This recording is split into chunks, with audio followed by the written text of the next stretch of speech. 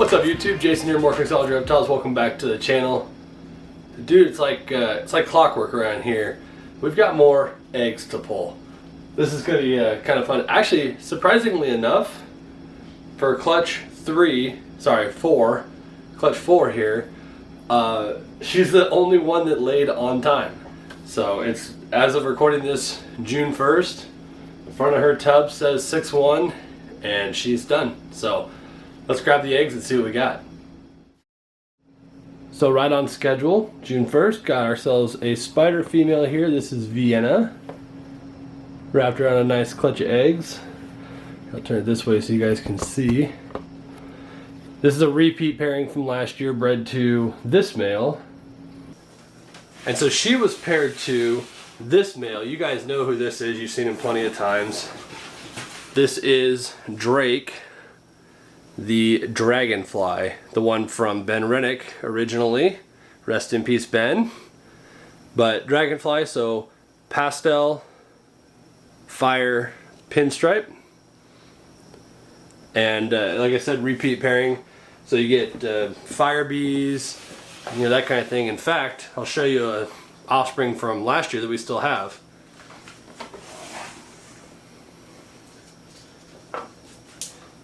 This was produced last year by this exact same pairing, which is a firefly spinner. So this is the all-gene animal. This is the best we could do on this pairing. So pastel, fire, pinstripe, and spider. Really nice looking male, eating like great and eating like crazy. Obviously, it's got spider in it. There's like next to no wobble on him. He does really well. He eats great. He misses occasionally when he strikes, but that happens. I love his coloration too. He's got almost like this gray backstripe and nice high white sides that are only going to get brighter. So if you're interested, he's still available, really doing well. But we can produce more of this kind of stuff with this pairing. So we're going to go ahead and take her off her eggs. She's usually pretty calm.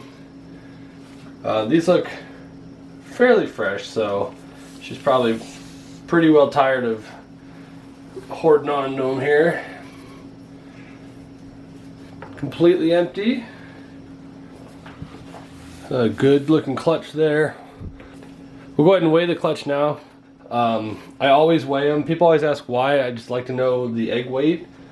And then I can verify that with the weight that she is now that she's done laying. So I don't know if you can see it. There we go. So 657. And I also put it in the records that way so I can keep track of everything, get an idea of what her normal clutch size looks like. So I'm just going to go ahead and put her back right now.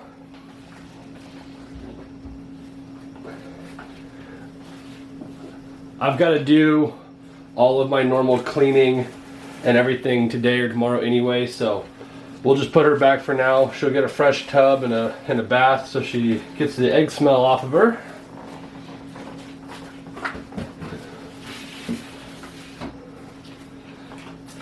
And now we can go ahead and set these up. Remember our egg box from last week's video with our orange dragon hatch trays. So some people would say the way these are laid, just leave them. And I've never done it that way, partially because it doesn't work real well with the trays and I don't want to set them directly in the vermiculite, although I know a lot of people do. But I like having the eggs separated, and they're really not all that difficult to pull apart when they're still fairly fresh. But I like to have them separated because in the case of like clutch 2, if you follow us on Instagram, that some of those came out with really, really weak veins and they're starting to mold, which means they're no good anyway. They were never going to make it. But as they start to mold, if something goes wrong, then this is super easy in this case to pull one out and isolate it from the others, instead of letting the whole clutch start to go and get infected, because at that point, at the point they would start molding, if they're still together, you're never going to pull them apart without tearing them. So I'd rather just do them this way. I can also go through and candle, make sure they're all upright the way they're supposed to be, and go from there. So looks like 7 really nice eggs, no slugs this time. So I'm going to go ahead and candle these and get them in the incubator. Alright, perfect. So 7 great eggs, no slugs, can't complain about that, and right on time. Everybody's been going like 10 to 12 days late for some reason. So clutch 4, man, it's starting to heat up around here. Next one is due in like 2 weeks, 2.5 weeks, something like that. That's to Daphne. If you remember from a couple years ago, she's our alleged het lavender posset pied, or het pied posset lavender, either way, bred to Johnny, the double het, and we had that clutch that went completely bad in incubation. All 9, or 1 out of the 9 eggs survived, and there was no pieds, no labs, nothing. It was all lost. So she didn't go last year. This year, as far as I'm concerned, is probably her last shot at proving me that she's het lab or het pied or both. So we're hoping to see, at least if nothing else, I'd like to see 1 visual pied and 1 visual lavender. And if that's the case, we can use Warden, the visual dreamsicle, next year instead.